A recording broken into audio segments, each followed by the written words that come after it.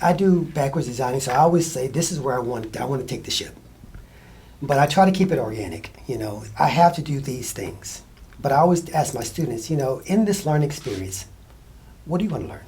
What is important to you? Now I got to give you these things, but what do you want to learn? Right. Because I think if they feel vested in what's going on, a connection, then the learning becomes more important.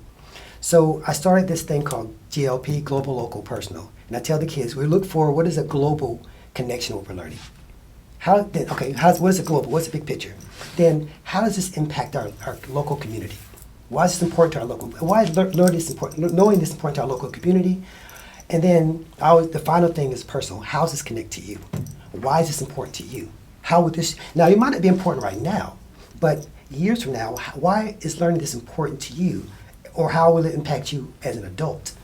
And so you need to look at the global impact, the local, because that's your community, but then also never forget about yourself. Why is this important to you? And if you do all those things, and my philosophy is learning is personal.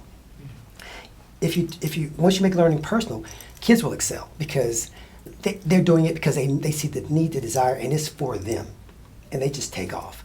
And so by making it personal, making it global, making it local, making it organic, it's all about the students. We need to figure out what can we do to make sure that all kids have a place in STEM. So that has been my charge since forever, and helping them find their own personal success story. To me, that's what teaching is all about.